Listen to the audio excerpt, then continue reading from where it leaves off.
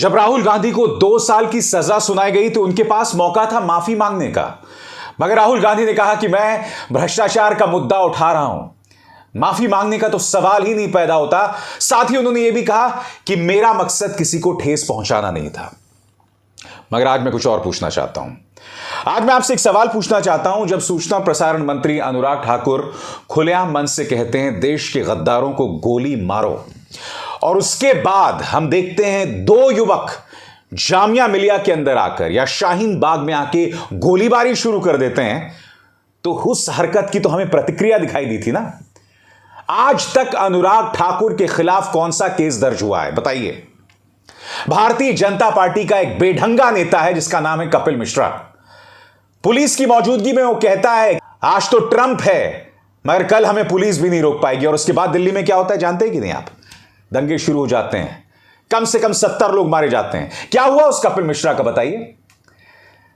और वो न्यूज 18 का पत्रकार जिसने कहा था कि राजस्थान में बुलडोजर चलाया गया था जहांगीरपुरी के प्रतिशोध में, सरासर झूठ बोला था उसने। उसके खिलाफ पुलिस केस हुआ। मैं आपसे पूछना चाहता हूं उसे कौन सी सजा सुनाई गई? उसके खिलाफ इस वक्त कानूनी प्रक्रिया क्या चल रही है? या फिर टाइम्स नाउ का वो एंकर जिसने झूठ बोला था कि जब अलवर में बुलडोजर चलाए गए थे तो एक हिंदू का घर तो गिरा दिया गया, मुसलमान का घर बच गया था, वो भी झूठ था। ये लोग बार बार झूठ बोलते हैं। भूल गए आप? जी न्यूज का वो एंकर जिसने राहुल गांधी के बयान को गलत ढंग से पेश किया था, झूठ कहा था। यह कहा था कि जिस कन्हैया लाल की हत्या की थी एक मुसलमान ने, तो जी न्यूज ने बाकायदा अपने कार्यक्रम में कहा था कि राहुल गांधी ने कहा था कि भाई एक गलती हो गई, हो जाती है। खुद उन्होंने अपनी गलती को मांगा था। और जब उन लोगों को गिरफ्तार करने छत्तीसगढ़ पुलिस पहुंचती है तब क्या होता है? तब आपने देखा कि बाकायदा उत्तर प्रदेश पुलिस ने उस एंकर को बचाने का काम किया। दिलचस्प बात यह है कि जो तमाम मिसाल मैं आपके सामने दे रहा हूं ना, यह वो मिसाल है जिसके अंदर इन लोगों का योगदान समाज के अंदर असंतोष, अराजकता पैदा करना था। सारी मिसाल देखिए साहब आपको।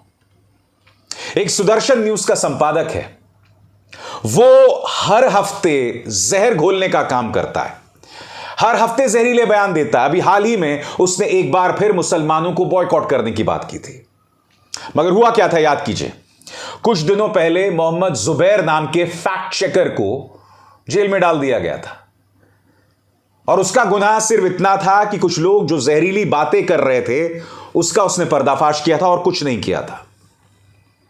यह देश बिल्कुल उल्टी चाल चल रहा है दोस्तों। जो लोग इस समाज में जहर फैलाते हैं, झूठ बोलते हैं, समाज में दंगा फैलाने वाले काम करते हैं, उन पर कोई एक्शन नहीं होता। मगर एक्शन होता है तो सिर्फ विपक्ष पर होता है। मैं यहां पर राहुल गांधी के बयान को जायज नहीं ठहरा रहा, मैं खुद उस बयान को आपत्तिजनक मानता हूं। मगर मैं आपसे सवाल पूछना चाहता हूं, क्या यह बयान इतना गंभीर था कि उसके चलते 2 साल की सजा सुनाई गई? और सबसे बड़ी बात, इस देश के इतिहास को खंगालिए, आपराधिक मानहानि में कितने लोगों को सजा सुनाई गई है बताइए ना। कितने लोगों को सजा सुनाई गई है? और यह गाज 2014 के बाद से सिर्फ विपक्ष के नेताओं पर क्यों गिर रही है? एजेंसीज की गाज सिर्फ विपक्ष के नेताओं पर क्यों गिर रही है? आज अगर अरविंद केजरीवाल राहुल गांधी के साथ खड़े हुए हैं तो उसकी वजह क्या है समझिए। क्योंकि उनके पार्टी के जो नेता हैं एक एक करके उन पर निशाना साधा जा रहा है। मनीष सिसोदिया जेल में है, सत्येंद्र जैन एक लंबे अरसे से जेल में है। उसी तरफ से अगर आप थोड़ा दूर चलें तो आपको अन्य पार्टियों में भी इसी तरह से किरदार दिखाई देंगे कि उन पर निशाना साधा जा रहा है। ईडी की जो तलवार है वो लटकती है सिर्फ गैर भाजपाई नेताओं पर। यह सब एक श्रृंखला के तहत चल रहा है। इस सब में समानता दिखाई दे रही है कि गाज गिरेगी तो सिर्फ विपक्ष पर गिरेगी। कोई सवाल तक नहीं होगा सत्तारूढ़ लोगों पे, चाहे वो दंगा फैलाएं, समाज के अंदर असंतोष फैलाएं, इनके पालतू मीडिया पर कभी एक्शन नहीं होगा। जबकि याद कीजिए कि सुप्रीम कोर्ट में चीफ जस्टिस चंद्रचूड़ ने बार बार नफरती भाषणों, नफरती मीडिया पर बयान दिया था। दिल्ली पुलिस पहुंच जाती है राहुल गांधी के घर पर उस बयान के लिए जो उन्होंने श्रीनगर में दिया था। यह दिल्ली पुलिस का कर्तव्य मान लिया।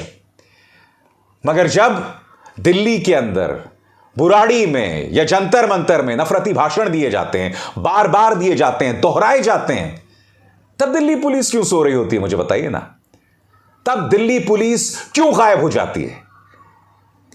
इनकी जो सारी हरकत होती है, सारी मुस्तैदी होती है, वो विपक्ष पर होती है या उन लोगों पर होती है जो सत्ता से सवाल करते हैं।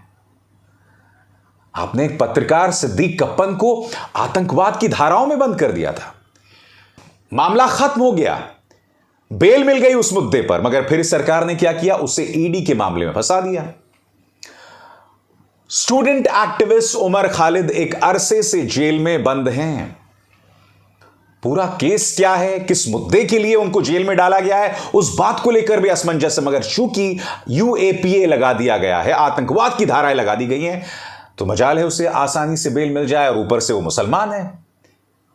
जी हां, जो सिद्दीक कप्पन भी था, जो सरफूरा जरगर भी है, जो शर्जील इमाम भी है, तो ये तमाम लोग जेल के अंदर है। उमर खालिद ने तो बार बार संविधान की दुहाई दी थी। मैं आपसे एक बात पूछना चाहता हूं, मुझे आप अनुराग ठाकुर का उस मंच से तो बयान दिया गया था, देश के गद्दारों को गोली मारो, और जिसका परिणाम भी हुआ उसके बाद, उनके बयान में आप मुझे बतला दीजिए उन्होंने कहां संविधान की बात की थी? या उस वाहियात कपिल मिश्रा के बयान में बताइए उसने कहां संविधान की बात की थी? उन लोगों को जेल में डाला गया है जो संविधान की बात कर रहे थे। और अब धीरे धीरे जो केसेस थे वो सब खत्म हो रहे हैं। सरफूरा जरगर के खिलाफ केस खत्म हो रहा है, शर्जील इमाम के खिलाफ जो केसेस एक एक करके खत्म हो रहे हैं, मगर प्रक्रिया सजा है। एक अरसे से आप देख रहे हैं ये लोग जेल में बंद हैं, एक अरसे से जेल में बंद है। व्यवस्था उनका अपराधीकरण कर रहा है, व्यवस्था उनके साथ वो नाइंसाफी कर रही है जिसका कोई सानी नहीं है, जिसकी कोई कल्पना नहीं की जा सकती, जो अप्रत्याशित है। और ये पिछले 9 सालों की सौगात है। हम जो खुद को मदर ऑफ डेमोक्रेसी कहते हैं वो एक मजाक बनकर रह गया है। मुझे बतलाइए ना, आजाद भारत के इतिहास में अगर आप उन 2 सालों को छोड़ दें, 1975 से 1977 जब आपातकाल था, इस तरह से विपक्ष के साथ बर्ताव ऐसा कब किया गया है?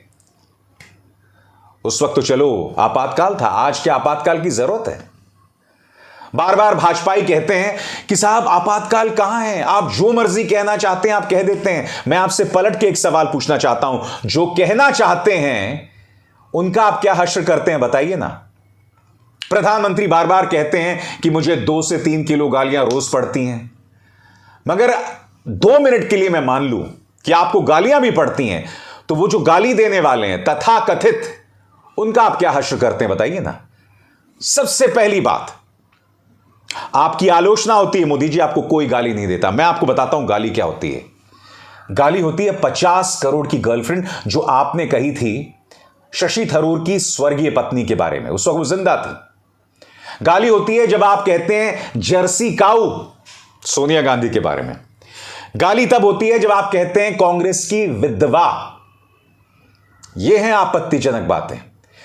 गाली तब होती है जब संसद के अंदर रेणुका चौधरी हंसती हैं और आप कहती हैं कि रामानंद सागर के रामायण की याद आ गई।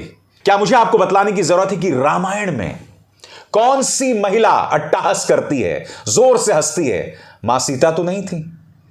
तो आप ही बतलाने की कृपा करें कि आप रेणुका चौधरी की तुलना रामायण के किस पात्र से कर रहे थे? आपने तो संसद में खड़े होकर यह तक बोल दिया कि गांधी परिवार को नेहरू नाम रखने पे क्यों शर्म आती है। नेहरू के लिए आपके मन में इस कदर कंटेम्प्ट है, इस कदर नफरत है कि आपने नेहरू नाम को शर्म से जोड़ दिया, जो काम आज तक नहीं कर पाया। और आप बार बार कहते हैं, आपकी सांसद हमारे शहीद हेमंत करकरे का अपमान करती हैं, शाप देती हैं, सूतक की बात करती हैं, वो नाथुराम गोडसे को अपना हीरो मानती। और आप खुद न्यूज 24 के एक इंटरव्यू में कहते हैं कि मैं उन्हें दिल से माफ नहीं कर पाऊंगा। तो क्या हुआ उसके बाद? दिल से माफ किया? दिल से माफ करने की बजाय आपने मन की बात कर दी, और उस मन की बात में भी आपने प्रज्ञा सांसद की कोई बात नहीं की। ढेरों मिसाल हैं।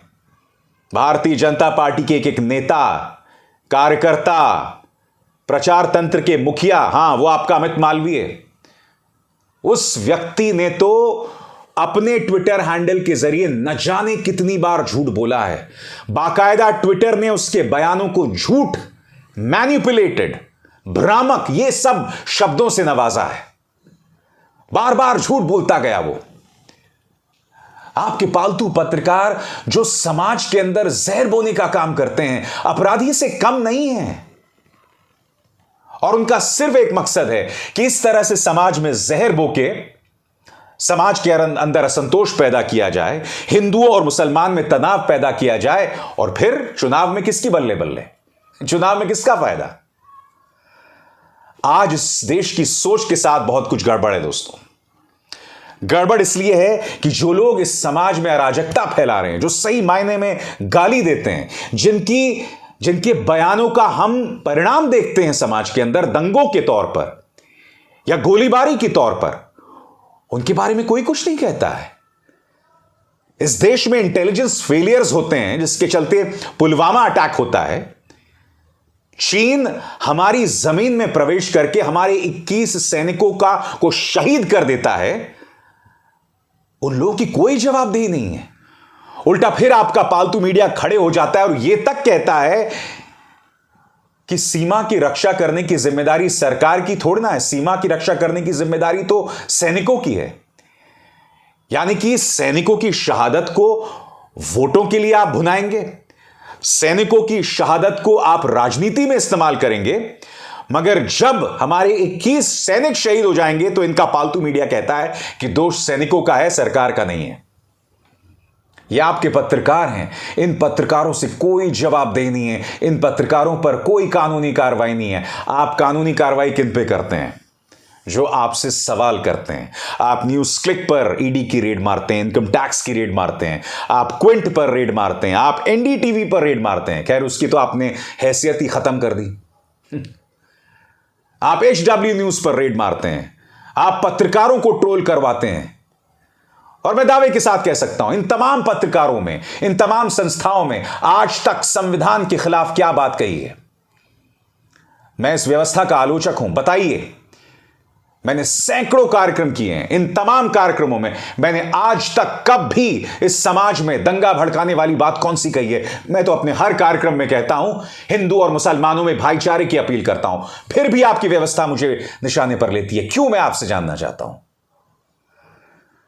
मैं फिर दोहरा दूं कि राहुल गांधी ने जो कहा वो आपत्तिजनक हो सकता है, मगर आप भी जानते हैं कि वो जो मोदी सरनेम है उन पर निशाना नहीं साध रहे थे। उनका निशाना था नीरव मोदी, उनका निशाना था ललित मोदी, और उनका निशाना था प्रधानमंत्री नरेंद्र मोदी।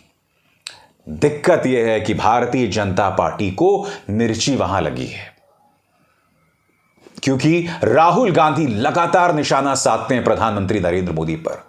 उनके लिए मुश्किल हालात पैदा कर रहे हैं, अडानी को लेकर उन्हें घेर रहे हैं, आरएसएस पर लगातार हमला कर रहे हैं और आरएसएस से भी माफी नहीं मांगते हैं। जी हां, सावरकर पर हमला बोलते हैं और वो सावरकर के मामले में भी माफी नहीं मांगते हैं, क्योंकि माफी मांगने का जो जज्बा है वो तो सावरकर में था ना। इसलिए राहुल गांधी माफी नहीं मांगते हैं। 9 बार माफी मांगने का इतिहास तो सावरकर का है, इसलिए राहुल गांधी माफी नहीं मांगते हैं। वाकई इस देश में बहुत उल्टा हो रहा है दोस्तों। निशाने पर सिर्फ विपक्ष है, सिर्फ विपक्ष है, मगर सत्ता पक्ष से जुड़े लोग अपराध कर रहे हैं, समाज में असंतोष पैदा कर रहे हैं, मगर उन पर कोई कार्रवाई नहीं है, जो अपने आप में कितना बड़ा दुर्भाग्य है। अभिसार शर्मा को दीजिए इजाजत। नमस्कार। स्वतंत्र और आजाद पत्रकारिता का समर्थन कीजिए, सच में मेरा साथी बनिए। बहुत आसान है दोस्तों, इस ज्वाइन बटन को दबाइए और आपके सामने आएंगे ये 3 विकल्प, इनमें से एक चुनिए और सच के इस सफर में मेरा साथी बनिए।